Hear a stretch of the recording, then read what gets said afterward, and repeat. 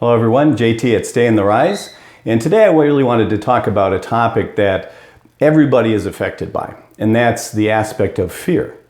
Fear is something that's been wired into us through our evolution. It's a very basic impulse. But the trick is, or the insidious nature of fear, is that it actually prevents us from doing a lot of things or causes us to make choices and decisions that are really fear-based, but we don't even realize it.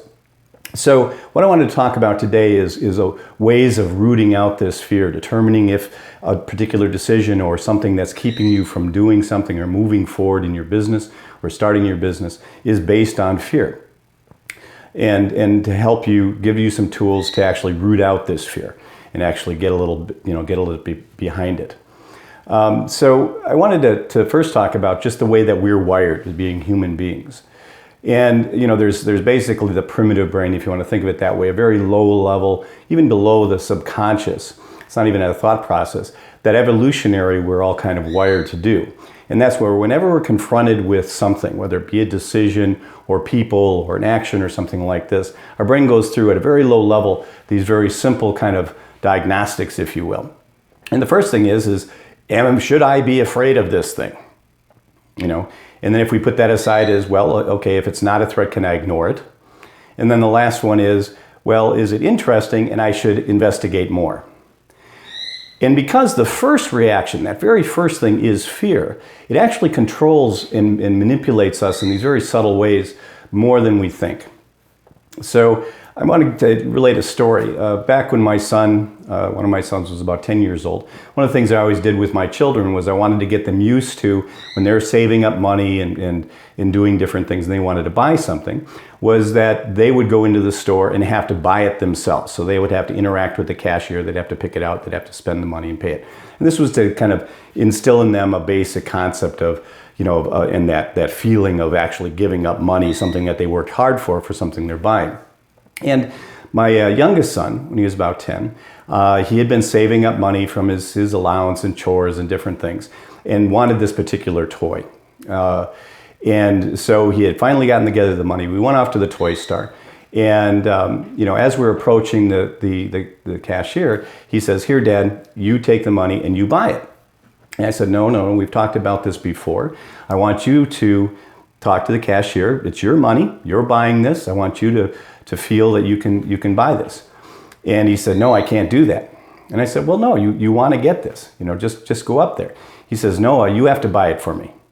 He persisted to such a point that we ended up leaving the store, him without his toy and still having his money, because of his fear of just simply interacting with the cashier. Even though he had saved up this money, saved up this hard-earned money, it was something that he could easily take care of, and yet he was paralyzed by this fear and his ability to actually go and buy something that he had worked for and gotten the money for.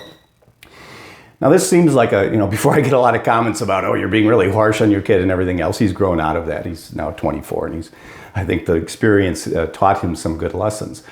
But the thing to take away with this is that action, although it's very obvious in the child, happens at the subconscious level in us when we're faced with different types of tasks in growing our business, or especially when it's unknown types of things. So I want to talk a little bit about that and what kind of drives this. So one of the first things a mentor of mine told me a long time ago was, he said, fear really falls into two categories whenever we're looking at it, or we're looking at what type of fear it might be. Now there's now lots of different other ways you can break this down, but it really falls into these two categories.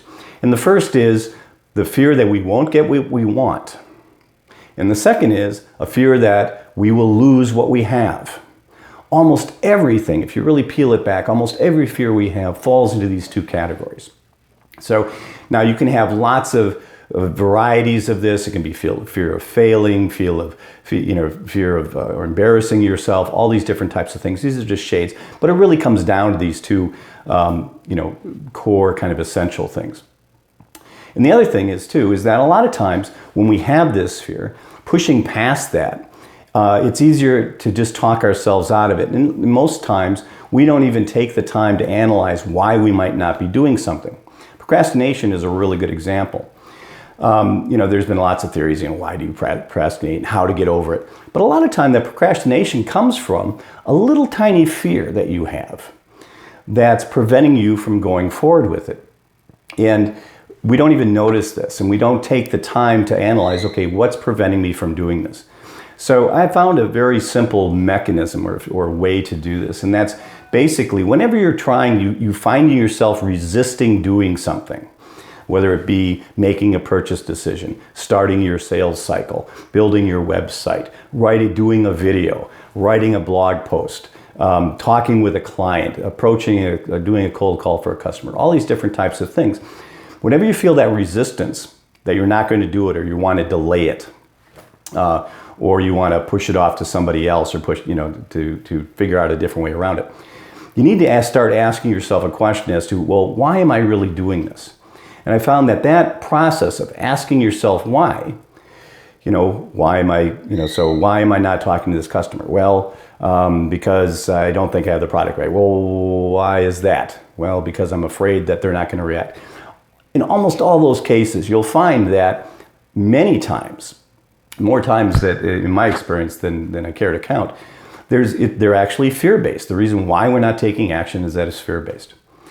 So once we identify that there is this fear, how do we overcome that? How do we get past it? And these aren't necessarily large, huge fears. They're not like speaking in front of a crowd of 3,000 people or something. These are these little tiny fears that just keep us from progressing or being as aggressive as we should be, which is very detrimental to your business. So to overcome this, so once you kind of identified that there may be a fear-based portion of this, the simplest thing to do is just to start to start then answering some questions for yourself. And the very first one is, okay, what's the worst that could happen? All right. So unless it's really a life or death situation, certainly you're not going, no one's going to kill you most of the time. So if you did this action, no one's going to kill you. Okay. So that's kind of the worst that could happen. So you start looking at, well, what's really the worst that can happen? Many times, just asking yourself that question, you'll recognize that the thing that you think is the worst that can happen is generally that you might be a little embarrassed, or people might think that you're not as intelligent as you are, or that you're going to be shaky, and so something's going to be bad. It almost all relates, a lot of times, these little kinds of things relate to that. Sometimes it's fear of the unknown. You've never done it before. And therefore you're just afraid that, well, what if this goes wrong? What if this happens? And I haven't done this. I need to learn more. I need to learn more. I need to learn more. That's also a very common thing. Certainly the fear of failure, just the fear of being unsuccessful, and how that may affect you, your own ego, how you're respected in front of other people and everything else. That's another big fear that will drive this. So you really have to look at it. What is the worst that can happen? And put it in perspective. Really recognize that most times, if you're being honest and you're really trying hard and you're trying your best, most people will kind of give you a pass. I mean, there's levels of this.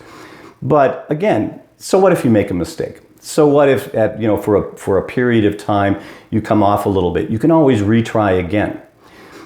The main thing, and this was a American businessman back in the early 1900s, W. Clement Stone.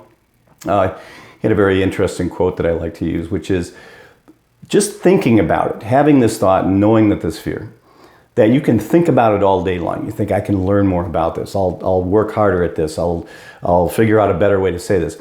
That just thinking will not overcome fear, but action will. So most times when you have these fears and you identify that it might be a fear, just go and do it. Just go and do the thing that you're afraid of. When you do that, you're going to get the outcome. When you actually have a true outcome, you'll find that a lot of times it doesn't match what that fear was and what you thought the outcome would be. It was not as bad as it was going to be.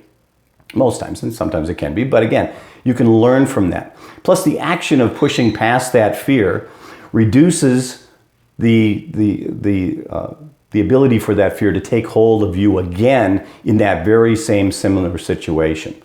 So a lot of times you just have to just do it, just push past it. And again, coming back to procrastination, that's a big reason why people procrastinate. is because they have this fear that they're not ready, that they're not going to be successful, that it's going to take them longer, whatever it might be. When you just go and do it, that fear starts to evaporate. The more and more frequently you do that, the easier and easier it becomes to get past these things. You can build it to a habit where you just kind of go and do it. You know, just have some faith in yourself, have that it's not going to be as bad as you thought, and just do it.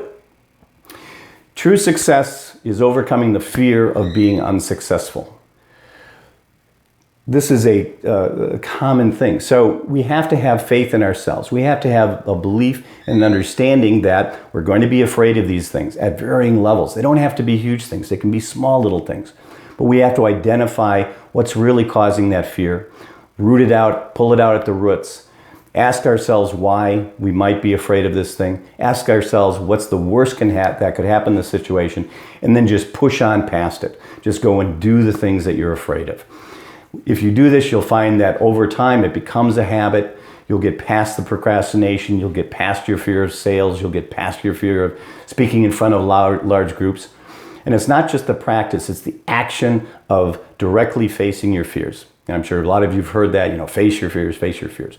But use these little practical tips that I've just given you. It's worked very, very well for me. I used to be extremely fear-based, certainly when I was getting off of being homeless and trying to restart a business. I had a very low opinion of myself, so almost everything I did I was afraid of, or I was afraid it wasn't going to work out.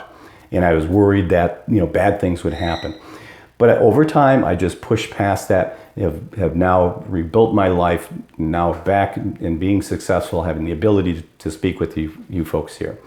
So again, I hope that helps you out. If you haven't, you can subscribe to my YouTube channel or visit my website at www.stayontherise.com, and I hope to talk to you soon. Have a great day.